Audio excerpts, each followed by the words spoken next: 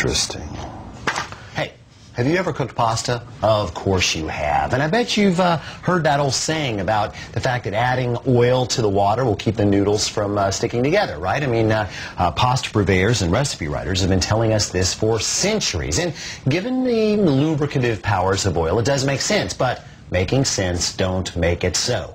I think it's time to either uphold a culinary truth or smash another myth. Here we have 128 ounces, that is 1 gallon of water. To that, we are going to add 1 tablespoon of olive oil. And I'm using basil olive oil here because it's nice and green and will show up later. For flavor, we will also add a couple of heavy pinches of kosher salt. We will put this to high heat. And because we would like for this to come to a boil as quickly as possible, we will apply a lid. There, we have serious boilage. So we will add 1/2 pound of pasta, and we'll just push that down with our trusty tongs, and we will drop the heat a couple of clicks to medium-high, and let this cook until it's al dente. There you go, gentlemen.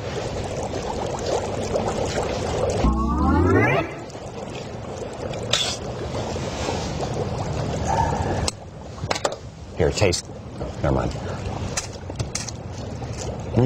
That's perfect. Now what we have to do is separate the water from the pasta and the oil from the water. This would be very easy if we had a laboratory-style centrifuge. But we're on a budget here, so we'll have to try something else. Lid it.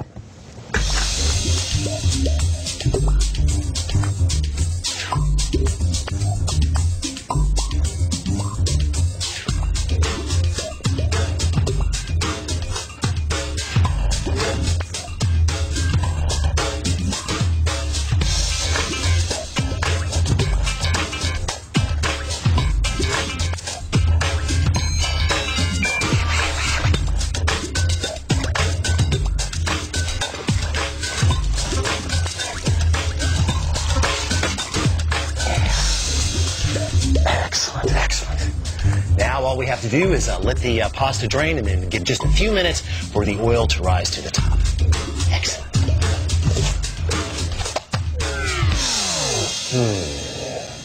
Let's see, our oil column is 1/4 inches deep and 2 inches across, so pi r square times cubic inches, blah, blah, blah, blah, blah. Do you have it? Do you have it? Do you have it? Do you have it?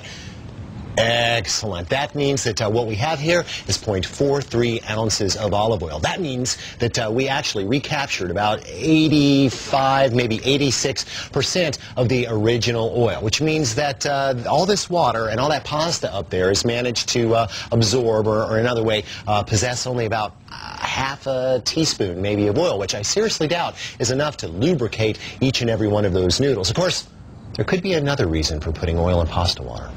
Come on.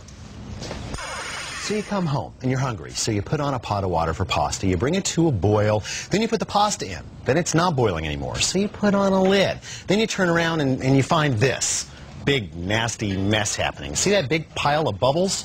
That happens because as it cooks, the pasta washes off starch into the water, and that changes the surface tension, creating this big foam. It's kind of like when you go to the beach on a windy day and you see those big things of foam on the waves, only that's protein, and this is starch. Now, if you were to add a good bit of oil to the water before you started this whole process, then there's a very good chance that the chemical bonds in the starch would get so lubricated that the bubbles couldn't form. No bubbles, no foam, no boiling over. And let's face it, that doesn't look very much like good eats. The more practical answer to the problem, really, though, is to simply use a bigger pot and more water. Okay, that way the noodles have plenty of room to move around so they cook nice and evenly.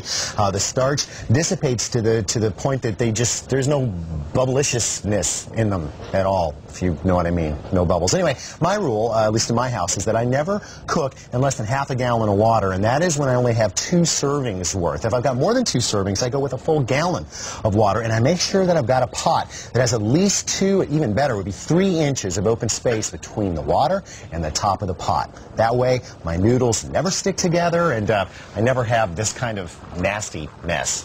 Ugh. And so, another myth bites the dust.